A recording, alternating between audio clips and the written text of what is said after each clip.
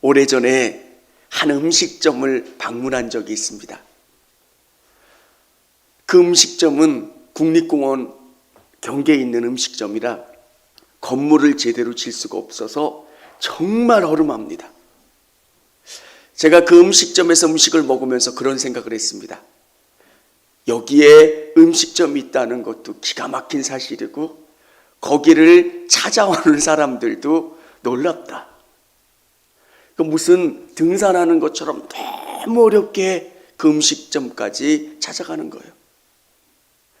근데 비밀은 하나예요. 그 음식점이 좋고 맛있고 그 음식점만이 줄 수 있는 행복과 기쁨이 있기 때문입니다. 사랑하는 성도 여러분, 교회의 본질은 하나님이 만나주시고 하나님이 여러분의 기도에 응답해 주시는 것, 하나님의 임재를 경험하는 게 교회의 복이라는 거예요. 교회에서 다른 것에 집중하지 않으셨으면 좋겠습니다. 예배 가운데 우리가 경험해야 되는 것은 하나님이 내게 말씀하시는 거고요, 하나님이 내 삶을 이끌어 가시고 주장하신다는 것. 그래서 하나님의 임재를 경험하는 거예요. 시내산에서 모세와 이스라엘 백성들에게 나타나 보이셨던 하나님이 오늘 내 삶의 예배 가운데 말씀으로 내게 주시고 응답 주시는 역사가 있어야 되는 거예요.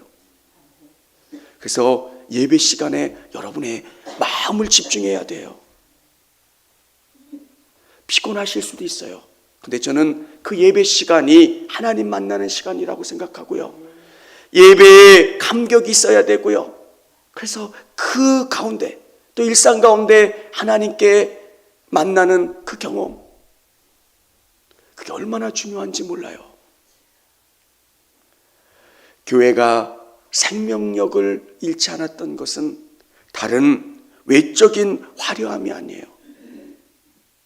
교회가 외적인 힘이 있었을 때도 있었습니다.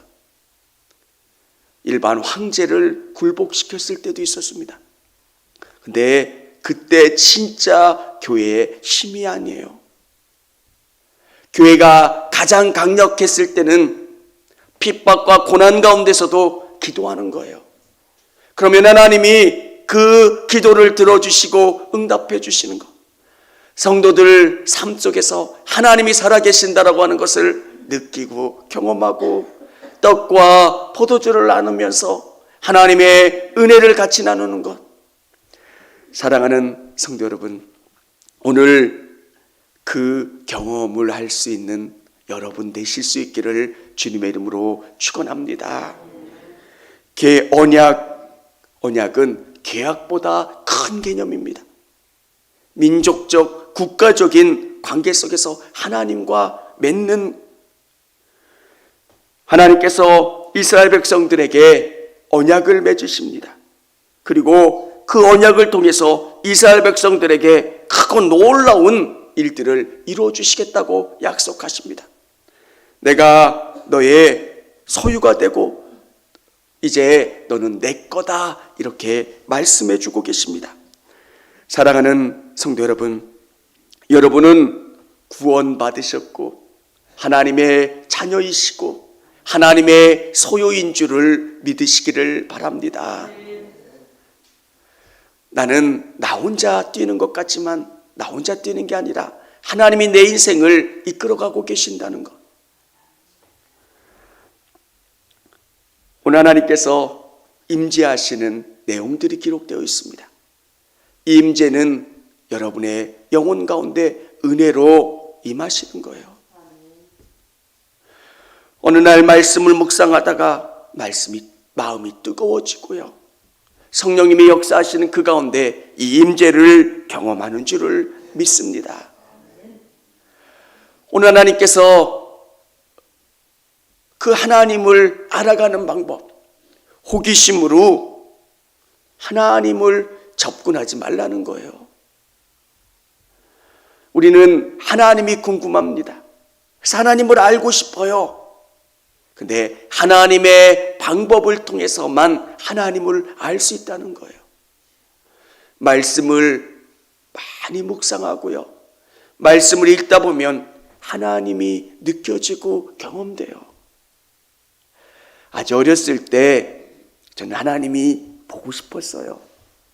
얼마나 아이 같은 기도 제목이에요. 성경 영화를 보면 아브라함아 아브라함아 말씀하셨던 것처럼 하나님이 내게 나타나셔서 부르실 수 있는 줄 알았어요. 네, 그게 아니더라고요. 하나님은 태양 같은 분이세요. 피조물인 인생이 접근하면 다 죽어요. 내가 내 관점으로 전능하신 하나님을 이해하니까 그런 생각을 했던 거예요. 근데 하나님이 말씀하지 않으시거나 하나님이 내게 관심이 없으신 게 아니라 하나님이 말씀하시는데 내가 듣지 못할 뿐이에요. 여러분, 말씀을 깊이 묵상하시고 여러분의 눈과 귀와 마음이 우리 예수님께 집중해 있으면 그분이 들려주시는 말씀을 들을 수가 있어요. 사무실에 앉아서 성경을 묵상하면서 또 걸으면서 예수님께 내 마음이 집중되도록, 우리가 너무 바빠서 우리의 삶의 중심이 그분께 가지 못할 때가 너무 많아요. 집중하고 은혜를 사모하면 그분이 말씀하시는 게 들려요. 주님이 원하시는 게 뭔지를 깨달아 알게 되고요. 그래서 여러분이 열심히 이 말씀을 가까이 하시고 귀 기울이실 수 있기를 원합니다. 그러면 하나님이 일하시는 것을 경험할 수 있게 돼요.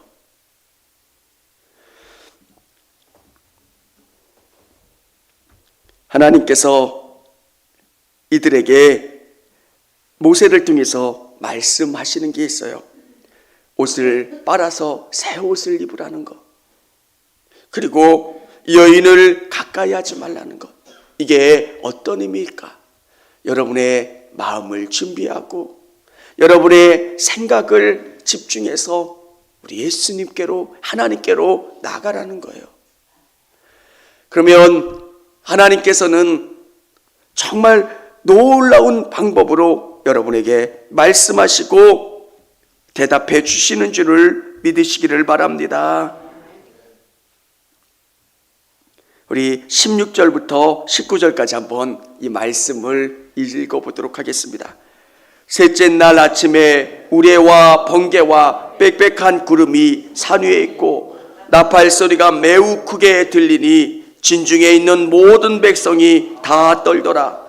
모세가 하나님을 맞으려고 백성을 거느리고 진에서 나오매 그들이 산기슭에 서 있는데 시내산의 연기가 자욱하니 여호와 불 가운데서 거기 강림하십니다.